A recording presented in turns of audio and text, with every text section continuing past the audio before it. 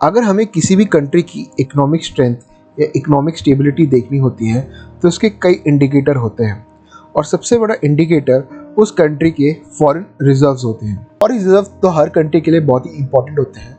आप उसका पता यहाँ से लगा सकते हैं कि अभी पाकिस्तान के पास सिर्फ $7 बिलियन के फॉरेन रिजर्व्स हैं और अगर पाकिस्तान के पास आने वाले टाइम में $10 बिलियन नहीं आए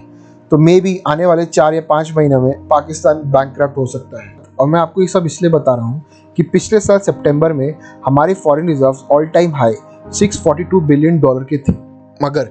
पिछले एक साल से हमारे फॉरेन रिजर्व सिर्फ कम हो रहे हैं और इस साल के अक्टूबर में हमारे फॉरेन रिजर्व्स करीब $524 बिलियन तक पहुंच गए थे। हमारे फॉरेक्स रिजर्व्स गिरने के कई रीजंस थे। उनमें से एक रीज़न ये भी था कि हमारी गवर्नमेंट ने जो इंटरनेशनल मार्केट में अपने बॉन्ड्स इशू किए थे उसका रीपेमेंट का टाइम हुआ था, जो हमने रीपेमेंट किया, जिससे हमारे फॉरेक्स रिजर्व्स कम हुए।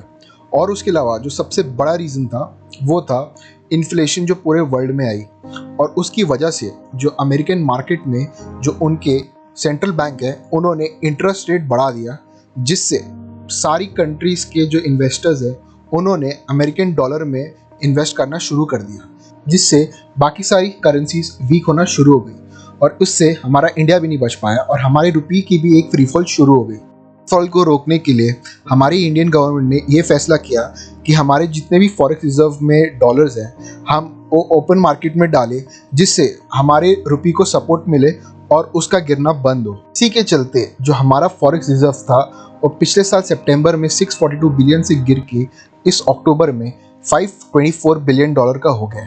पर खुशी की बात यह है कि पिछले 3 हफ्ते से हमारा फॉरेक्स रिजर्व बढ़ रहा है और अगर हमें आगे अपने फॉरेक्स रिजर्व को इंक्रीज़ करना है उसके लिए हमें अपने एक्सपोर्ट्स और रेमिटेंस पे ध्यान देना होगा। फॉरेक्स रिजर्व बढ़ाने का एक और तरीका है कि हम दूसरी कंट्री के साथ अपने रुपीज़ और उनकी करेंसी में ट्रेड करें, जिससे हम आगे जाके डॉलर पे डिपेंडेंट ना हो और उससे हमें अपने फॉरेन रिजर्व में से डॉलर नहीं देने पड़ेंगे। हम डायरेक्टली उनकी करेंसी और अपने रुपये से ट्रेड कर सकते हैं और आगे जाके इससे हमारी जो रुपीज़ है वो एक ग्लोबल करेंसी में भी बन सकती है, जैसे अभी के टाइम पे डॉलर है। आज के लिए बस इतना ही और अगर आपको मेरा वीडियो पसंद आया तो लाइक और सब्सक्राइब करना ना भूलें।